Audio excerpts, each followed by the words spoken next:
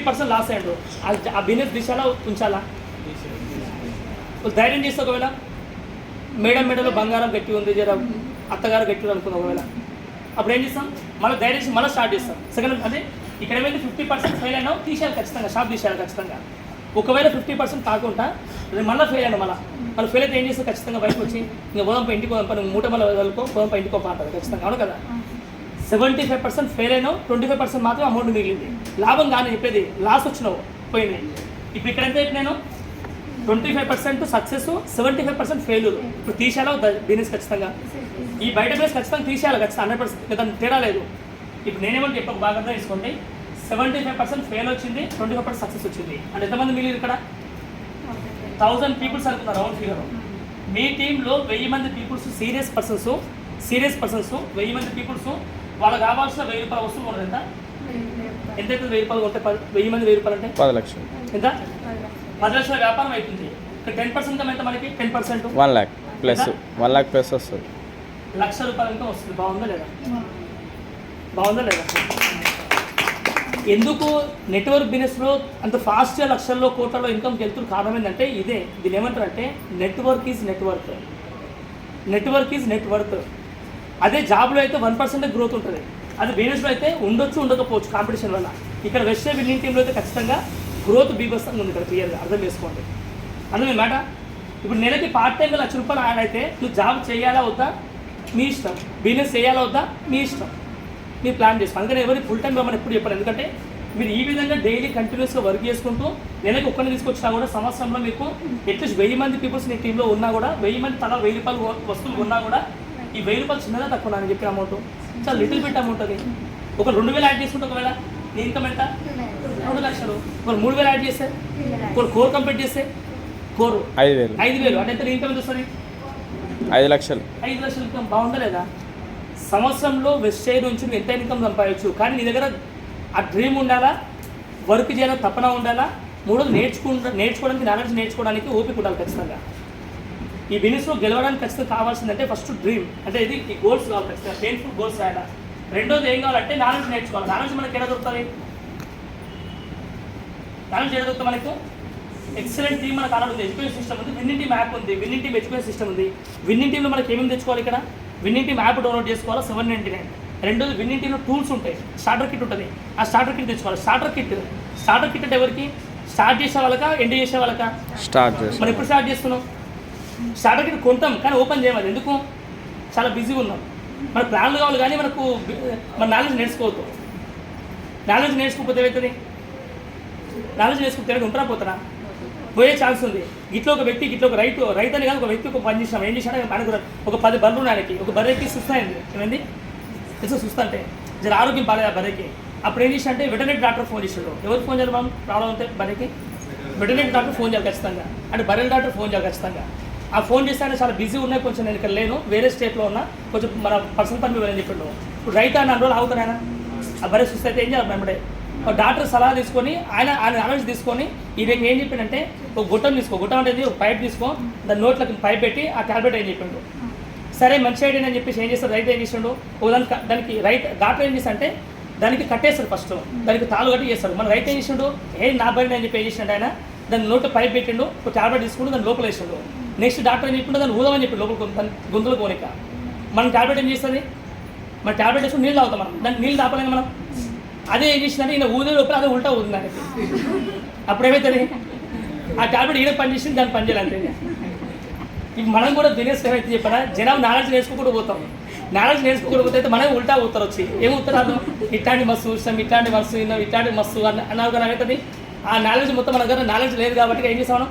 ఏ business నాకు set కాదు, మా అప్లైన్ గారు సెట్ అయ్యింది, నాకు సెట్ కాదు. ఎందుకంటే ఆయన తోపు మస్తు మాటలు అంటారు, మాకు కూడా గొప్ప మాటలు రావు. నేర్చుకున్నాం, నాలెడ్జ్ నేర్చుకున్నాం, మీటింగ్ పోయినా రెగ్యులర్ నేర్చుకున్నాం, ప్రతి ఒక్క అప్లయన్స్ కాపీ కొట్టాం, మీటింగ్ సైడ్లో ఫోన్ మాట్లాడలేమన్నా, మీటింగ్ సైడ్కి ముచ్చట పెట్టలే. మేము ఏం చేసినాం? మేము పోయిన కార్యక్రమం ఏంది? నేర్చుకోవాలి. పోయి ఆ నేర్చుకోవడానికి ఇంపార్టెన్స్ ఇచ్చినాం. మా షోలోకి పని చెప్పలేదు, బుక్లకు పని చెప్పినాం. హలో, మా షోలోకి పని చెప్పలేదు, బుక్లకు పని చెప్పినాం. మర్చిపోయి మీరు వీడియో రికార్డ్ చేసుకుంటారు ఖచ్చితంగా. వీడియో రికార్డ్ చేసినాక ఏం చేస్తారు? ఖచ్చితంగా ఏదైనా మీకు ఫంక్షన్కి పోతారో ఫోటోలు తినక మన మెమరీ ఫుల్ అవుతుంది. ఆ ఫస్ట్ వీడియో ఏ డిలీట్ చేస్తారో ఇదే డిలీట్ చేస్తారు. అదే సో అందుకే ఏడ పని చెప్పాలి? మీరు బుక్లకు పని చెప్పాలా? బుక్లకు పని చెప్తే ఏమైతే నాలెడ్జ్ నేర్చుకుని ఇంత క్లియర్గా చాలా క్లారిటీ వస్తుందన్నమాట. అందుకే నాలెడ్జ్ అంటే మీకు ఏం గుర్తురాలా, బరే ఉల్టా ఊతుంది. ఉల్టా ఊతే మీకు ఖచ్చితంగా వెళ్ళి కాదు, మీరు పోతారు బిజినెస్కి.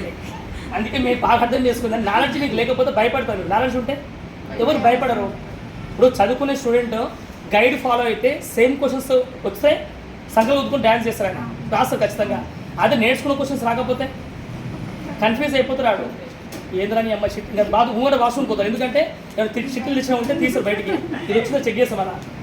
మర్చిపోయి బుక్ పట్టి ముఖం కాకపోయాలి, ఎంగేడైతే పరిస్థితి. అట్లా అయితే అదే నువ్వు టెక్స్ట్ బుక్ ఫాలో అయితే నువ్వు ఏ క్వశ్చన్ నువ్వు బరాబర్ రాస్తావు. నేను ఏం చెప్తున్నంటే మీరు వెజిటేబుల్స్ గెలవాలంటే ఫస్ట్ ఏం చెప్తున్నా, పెయిన్ఫుల్ గోల్స్ ఉండాలా, రెండోది నాలెడ్జ్ ఉండాలా. నాలెడ్జ్ ఉంటే నువ్వు ఖచ్చితంగా ఎవరితోనే ఎంత పెద్ద మోదవరికైనా చెప్తావు, ప్లాన్ పోయి ఎంత పెద్ద వ్యక్తికైనా చెప్తావు, ఎవరికైనా చెప్తావు. ఎందుకంటే నాలెడ్జ్ ఉన్నప్పుడు ఏమైతే అణిగిమణిగి ఉంటాం మనం. నాలెడ్జ్ లేకపోతే తెలుగులో సామెత ఉంది, పట్టు చీర కట్టిన వాళ్ళ కంటే పల్లిపడి చీర కట్టిన వాళ్ళకి ఎక్కువ ఉంటాడు సుఖం. మా సార్ ఇప్పుడు చెప్తున్నప్పుడు నేను అర్థం చేసుకోవాలి. నాలెడ్జ్ ఉన్నోడు సైలెంట్గా ఉంటాడు, నాలెడ్జ్ లేనివాడు మొత్తుకుంటాడు అంటే. ఇంకా తెలుగులో ఇంకా చెప్పాలంటే నిండుకుండా తొలకదంట. నాలెడ్జ్ ఉన్నప్పుడు సైలెంట్గా ఉంటాడు, నాలెడ్జ్ లేనివాడు ఊగుతూ ఉంటాడు. కోటరేషన్కి ఫుల్ బెల్ట్ చాలా తేడా ఉంటుంది. ఇంకా డైరెక్ట్ మీకు అట్ట కూడా చెప్పాలంటే అర్థం చెప్పాలంటే. ఎందుకంటే నేను ఎందుకు చెప్తానంటే నాలెడ్జ్ నేర్చుకోండి. ఈ విషయంలో మస్తు ఎగ్జాంపుల్స్ ఉన్నాయి మా దగ్గర. మీరు ఫస్ట్ చేసే మిస్టేక్ ఏంది, గెలుతానో ఊపుతానో వస్తున్నారు కానీ నాలెడ్జ్ నేర్చుకోవట్లేదు. నాలెడ్జ్ నేర్చుకోతే ఏమైతే ఇప్పుడు ఒక స్కూటీకి ఉండవు, డ్రైవింగ్ కాదు, ఏం చేస్తారు మన వీడియోలో ఏదో ఫేస్బుక్ అల్సల్ చేస్తున్నారు. కామా ఇక్కడ మహారాష్ట్ర ఎక్కడ పోయింది, గుట్ట మీద పోయారు, రీల్స్ చేస్తారు. ఆమె డ్రైవింగ్ సరిగ్గా రాదమ్మకి, వెనుకకి ఇట్లా పోయి కొంచెం ముందుకు రా రీల్స్ తీసి అని చెప్పాడు.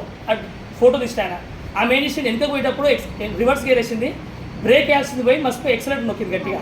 ఆ లోయలో పడ్డ చనిపోయింది ఆడదాకా కాదు.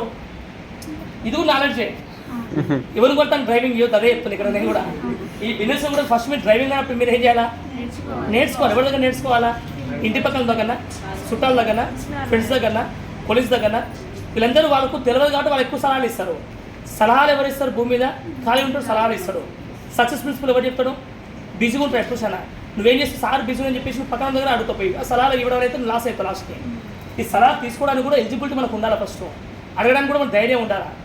మేము బిజీ ఉన్నాం కరెక్టే, మేము ఎందుకు బిజీ ఉన్నాం, ఏడ బిజీ ఉన్నాం, మేము జనాభాని గెలిపించడంలో బిజీ ఉన్నాం.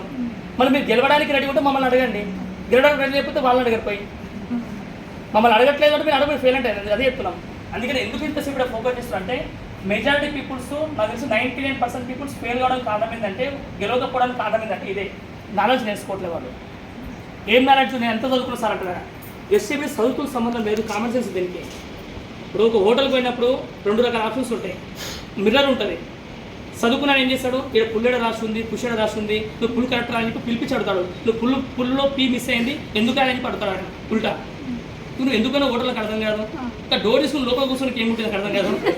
ఆ చదువుకున్నాను ఒక గోష్ కట్టుకున్నాను, ఆయన పోయినా ఏం చేస్తాడు, చదువుతాడు అని ఏం చేస్తాడు, ఫస్ట్ ముందు దొబ్బుతాడు, రాలే ఆయనకు ఇంకో దొబ్బుతాడు. ఇది కామన్ సెన్స్ అంతే.